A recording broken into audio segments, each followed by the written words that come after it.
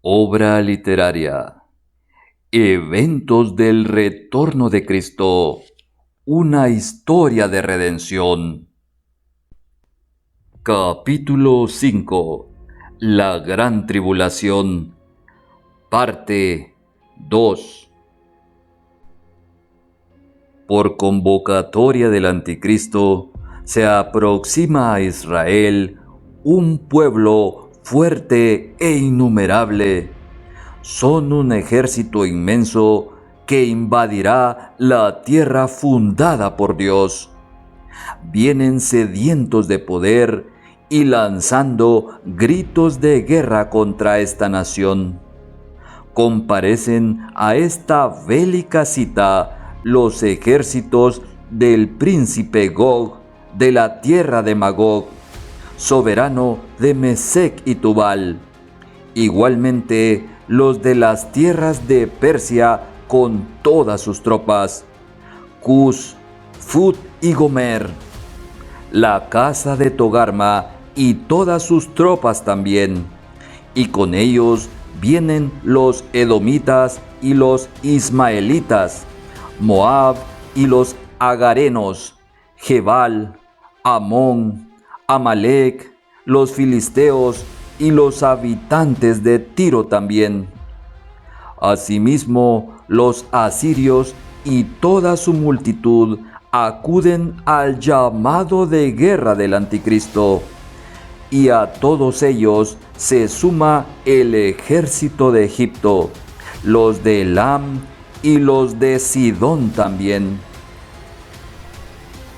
Por revelación de Jesucristo, el apóstol Juan describió el aspecto demoníaco de este inmenso ejército como una gran plaga de langostas y caballos preparados para la guerra.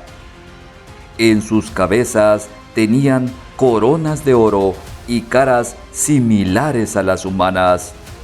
Además, apariencia de cabello de mujer y dientes de león. Sus corazas eran de hierro y sus colas como escorpiones, y en ellas llevaban aguijones con poder para destruir, y el ruido que producían al pasar es como el estruendo de muchos carros de caballo en marcha para la batalla. Las aguas del río Éufrates también se secaron para abrirles camino para la pelea. El Anticristo es el líder militar y cabeza visible de estos infames, pero espiritualmente tienen por rey de ellos al ángel del abismo, cuyo nombre en hebreo es Abadón y en griego Apolión, esto es, el destructor. Rugen los enemigos de Israel. Son gente cruel y fiera de rostro, que empuñan arco y jabalina en sus manos, y del anciano no tendrán respeto, y al niño tampoco perdonarán. Han confabulado todos a favor del Anticristo, y han dicho: heredemos para nosotros las moradas de Dios. Y también dicen: destruyámoslos para que no sean nación y no exista más memoria de su nombre. Están listos para arrebatar sus tesoros, para tomar su botín, para robar su plata y oro, para usurpar su ganado y todas sus posesiones. Lamentablemente la dejarán desnuda, desolada y quemada bajo el fuego. Mientras tanto, el remanente santo en Israel ora y vela por la venida de su Señor. Nuestro Dios les advierte sobre esta inminente invasión y les pide que salgan inmediatamente de Jerusalén para que no participen de sus pecados y no les alcancen todas sus calamidades. Vienen a sus pensamientos las palabras proféticas de Cristo cuando advirtió que huyan a los montes y los que tienen bienes en casa no desciendan a tomarlos.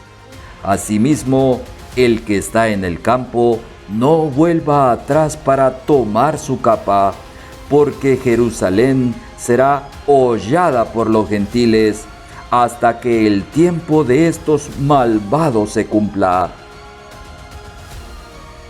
A causa de este oportuno aviso, los entendidos logran escapar a tiempo, y de la manera como el pastor libra sus ovejas de la boca del león, así fueron rescatados estos hijos de Dios de las garras del anticristo.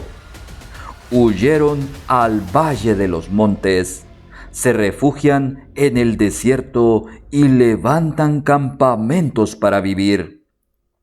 Esta será su ciudad fortificada por un tiempo, de ahí hasta que venga el momento de su rescate y la consumación de los planes de nuestro Dios.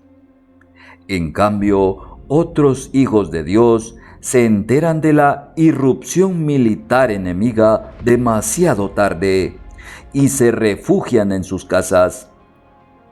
Gran angustia se apodera de toda Israel, como dolor de mujer que está en parto, porque les ha llegado la furia del destruidor. El ejército incircunciso ataca al país y ciudades como Ahat, Migrón, Micmas, Geba, Gaba, sufren su brutal fuerza militar. Delante de este ejército temen los pueblos, palidecen sus rostros los habitantes, y no hay quien de ellos escape. Saltan por las cumbres de Israel con gran estruendo. Cada cual sigue su marcha y no tuercen su camino. Entran por las ciudades, trepan los muros, suben por las casas y entran por las ventanas como viles ladrones. Las fuerzas militares del Israel son barridas por el poderío del ejército del anticristo, con el mismo ímpetu de una inundación, y arrasan todo a su paso. Los usurpadores arriban a las ciudades de Lais, Galim y Anatot, y ya están muy cerca de Jerusalén. Continúan su avance por Madmena y Gebim, hasta llegar a la localidad de Nob, al norte de la ciudad de la hija de Sión. El hijo de perdición ha hecho con Israel lo que nunca hicieron sus padres, ni los padres de sus padres. Ha puesto un yugo de hierro sobre ellos hasta destruirlos. Sus ciudades han sido asediadas y oprimidas. Ahora da la orden de atacar Jerusalén, la joya de su corona. Jesús profetizó sobre este triste momento de la historia al decir: cuando viereis a Jerusalén rodeada de ejércitos, sabed entonces que su destrucción ha llegado. Los malvados entran a la gran ciudad y la destruyen con rapidez. La noticia de la invasión de Israel y su capital causa conmoción mundial, porque nadie imaginó que el enemigo y adversario entrara por las mismas puertas de Jerusalén. Con el ingreso de estos hijos del diablo a la ciudad, entran también 4 juicios terribles: espada, hambre, fieras y pestilencia. Pero nuestro Dios, de forma semejante como lo hizo ante las plagas de Egipto, Protege a su pueblo santo situado en la ciudad y coloca el sello espiritual en sus frentes para que no sean dañados por todas las abominaciones que se cometen en medio de ella. Las tropas enemigas han pisoteado y escarnecido a Israel y reducido a Jerusalén a escombros. Pero la devastación no ha hecho más que comenzar.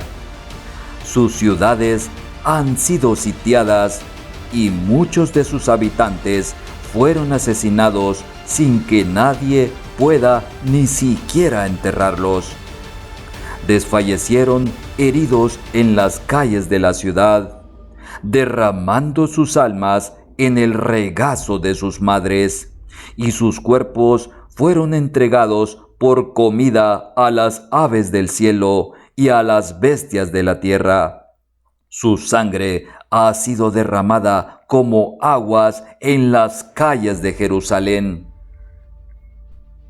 Los sobrevivientes son capturados y puestos a disposición del anticristo.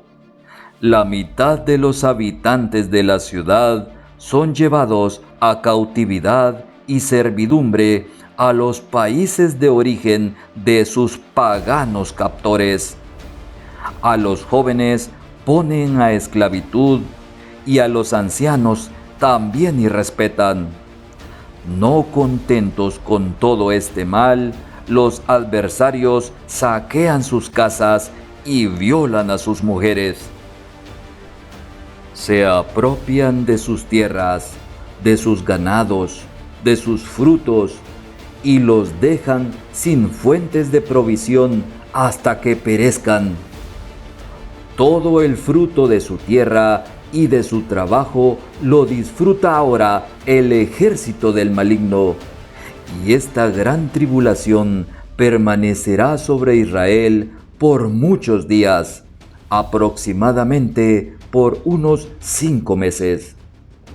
Han arrasado con todo a su paso, cumpliendo lo escrito en la profecía del libro de Joel, cuando expresó: lo que quedó de la oruga comió el saltón, y lo que quedó del saltón comió el revoltón, y la langosta comió lo que del revoltón había quedado. Los que se creían señores se convierten ahora en sus sirvientes y sirvientes de todas las naciones.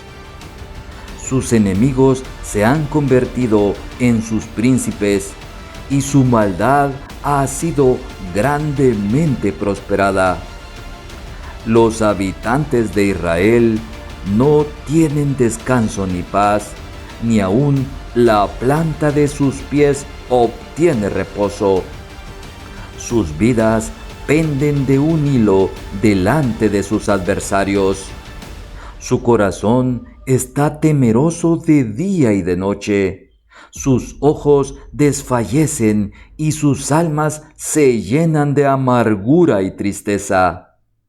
Por la mañana suspiran para que llegue la tarde, y por la tarde anhelan que sea de mañana, consumándose así lo dicho en el libro de Apocalipsis, cuando expresó: en aquellos días los hombres buscarán la muerte y no la hallarán, y ansiarán morir, y la muerte huirá de ellos. Para defender las ciudades conquistadas, el anticristo solicita más refuerzos de ejércitos extranjeros, y a todos los que le rindan honores recompensa con puestos militares importantes, y reparte a placer la tierra de sus padres. El infame bendice a los codiciosos que han luchado junto a él. Celebra por todo lo alto la victoria militar obtenida y se jacta de los deseos de su negro corazón. Por la noche medita la maldad sobre su cama, y al despertar con arrogancia persigue al desvalido. Sus caminos son torcidos en todo tiempo, y los juicios de Dios tiene muy lejos de su vista.